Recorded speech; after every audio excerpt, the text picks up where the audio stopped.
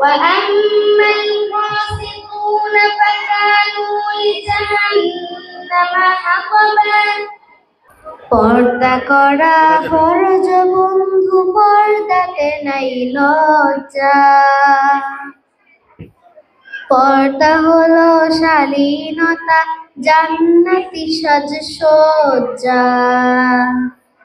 اسمي يافية أدرس في الصف الأول. My name is Sabiha Islam Noor. I read in class 1.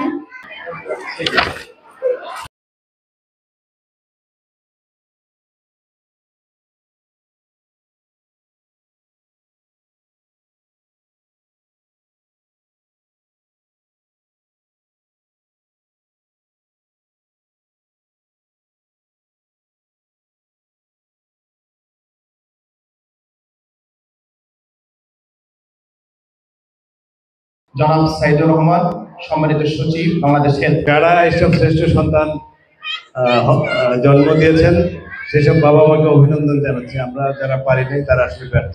Actually, there are lots of Islamic institutions in our country, but An-Nur Kindergarten and Hifzul Quran Madrasa is an exceptional madrasa because it has been designed its curriculum, Islamic knowledge with general education.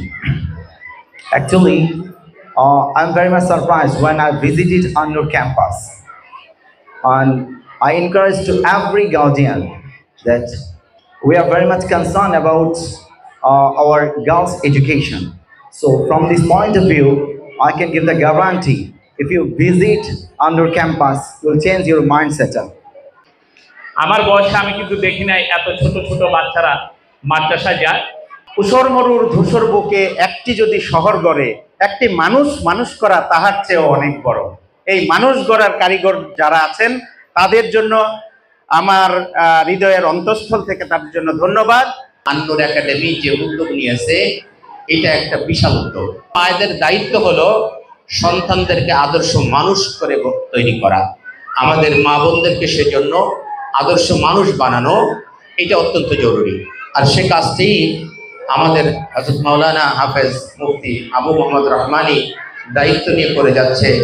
জাতির সুদিন যাতে ফিরে আসে, জাতির জন্য সত্যিকারে একটা আদর্শ জাতি তৈরি করতে পারে সেরকম বাচ্চাদেরকে, মা বোনদেরকে তৈরি করছে।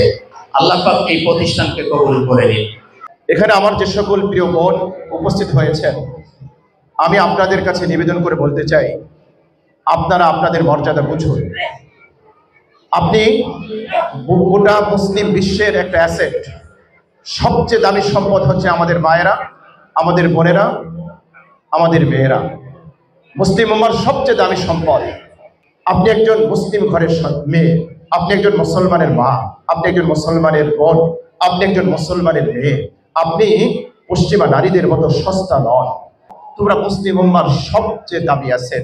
আলহামদুলিল্লাহ, আমরা সেই যোগ্য মা গড়ার প্রজেক্ট আমরা হাতে নিয়েছি।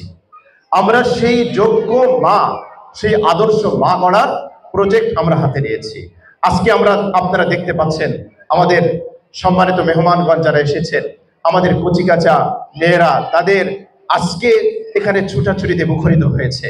আমাদের এই সকল কোরআনের পাখি একদিন বড় হবে, তারাও মা হবে, তারাও তাদের ঘরকে আলোকিত করবে, তারাও ওই বীর সালাহুদ্দিন আইয়ুবী, ওমর ইবনুল খাত্তাব, ওমর ইবনে আব্দুল আজিজ, তাদের মতো বীর এদের মাধ্যমেই এই পৃথিবীতে আসবে।